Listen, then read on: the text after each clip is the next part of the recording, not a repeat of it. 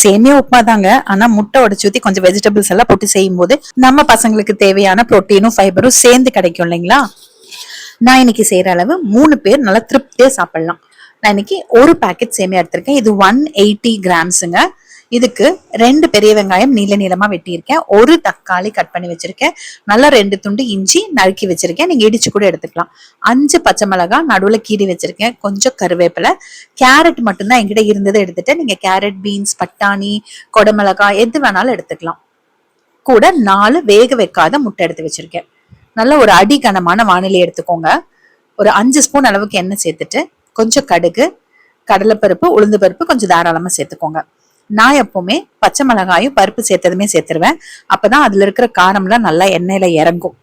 கூட ஒரு கைப்பிடி முந்திரியும் ஒரு கைப்பிடி வேர்க்கடலையும் சேர்த்துக்கலாம்.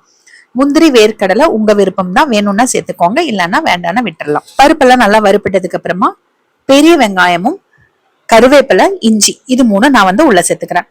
கொஞ்சம் மீடியம் ஃப்ளேம்லயே வச்சுட்டு நல்லா வதக்கி விடணுங்க. உப்மா அப்படிங்கறதே நிறைய பேருக்கு பிடிக்காத ஒரு உணவா இருக்கு. எங்க வீட்டுல உப்மான்னா எல்லாருக்குமே ரொம்ப ரொம்ப பிடிக்கும். மாவு இல்லைன்னா அடுத்தது நான் யோசிக்கிறது உப்மா தான். வெங்காயம் நல்லா வதங்கிருச்சு பாருங்க. இந்த ஸ்டேஜ்ல நான் வெட்டி வச்சிருக்க தக்காளியும் கேரட்டையும் உள்ள சேர்த்துக்கிறேன். நீங்க பீன்ஸ், பட்டாணி எது எடுத்திருந்தாலும் ஒன்னாவே உள்ள சேர்த்துக்கலாம் தக்காளியோடவே. இது கூட நீங்க கொஞ்சம் உதுத்த ஸ்வீட் கார்ன் கூட சேர்த்துக்கலாம். வேக வைக்கணும்னு அவசியம் இல்லை, இப்ப நல்லா வெந்துரும், இந்த வதக்கி விட்டாவே வெந்துரும். இப்ப இந்த காய்க்கு வெங்காயத்துக்கும் அளவா ஒரு 1/4 ஸ்பூன் அளவுக்கு உப்பு மட்டும் சேர்த்துட்டு நல்லா கலந்து விட்டுட்டு அடுப்பு கம்ப்ளீட்டா சிம் பண்ணிட்டு மூடி வச்சு ஒரு 5 நிமிஷம் 5ல இருந்து 7 நிமிஷம் வச்சீங்கன்னா காய் வெந்துரும். நடுவுல ஒரு தடவை மட்டும் கலந்து விட்டுக்கோங்க. ஒரு பாக்கெட் சேமியா 180 கிராமுங்க. நான் 200 கிராம்னு வச்சுக்கிறேன். அதுக்கு 3 பங்கு தண்ணி, 600 ml தண்ணி சேர்க்கிறேன். இந்த மக்கு பாத்தீங்கன்னா 1/2 லிட்டர் அளவுக்கு தண்ணி. இது கூட ஒரு 100 ml அளவுக்கு தண்ணி மட்டும் நான் சேர்த்துட்டேன். அப்போ ஒரு மக்கும் 1 டம்ளர் அளவுக்கு தண்ணியும் சேர்த்திருக்கேன்.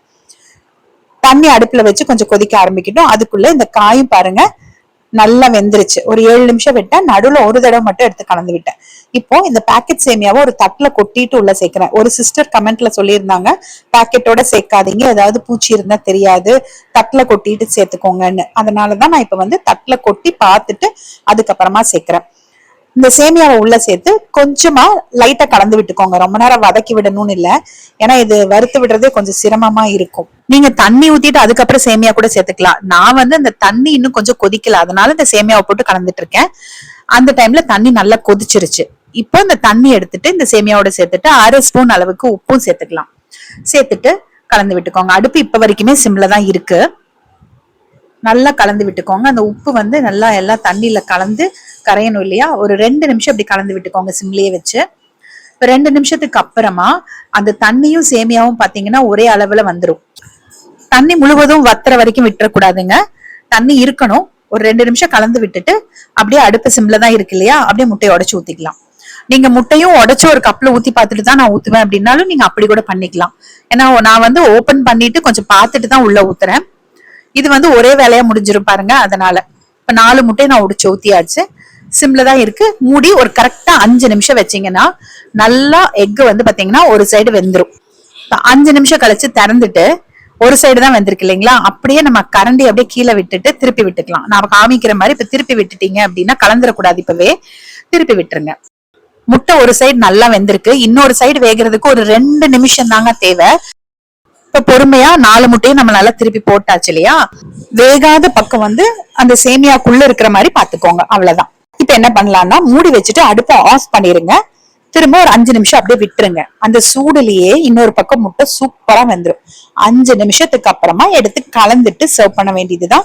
உங்ககிட்ட கொத்தமல்லி தழை இருந்ததுன்னா அது கூட நீங்க சேர்த்துக்கோங்க, என்கிட்ட இல்ல. அவ்வளவுதான். நல்லா கலந்துட்டு இந்த முட்டையை குட்டி குட்டி பீசஸா கட் பண்ணிருங்க.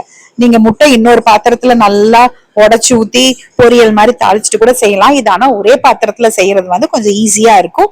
முட்டை இதுலயே வேகிறதுனால அந்த முட்டையோட ருசியும் கொஞ்சம் நல்லா இருக்கும். அவ்வளவுதான். நல்லா கலந்து விட்டுக்கோங்க. உங்களுக்கு முட்டை பெரிய பெரிய பீசஸா வேணும்னா அப்படியே விட்டுக்கோங்க, குட்டி குட்டி பீசஸா வேணும்னா கரண்டியில நல்லா அப்படியே உதுத்து விட்டுக்கோங்க. சூப்பரா சாப்பிடுறதுக்கு ரொம்ப அருமையா இருக்கும். இதுக்கு தொட்டுக்கிறதுக்கு ஒண்ணுமே தேவையில்லை. வேணும்னா தேங்காய் சட்னி வச்சுக்கோங்க. இந்த புரோட்டீனும் ஃபைபரும் கலந்த சேமியா உப்புமாவை நீங்களும் உங்க வீட்டுல ட்ரை பண்ணிட்டு எனக்கு கமெண்ட்ல எப்படி இருந்ததுன்னு சொல்லுங்க.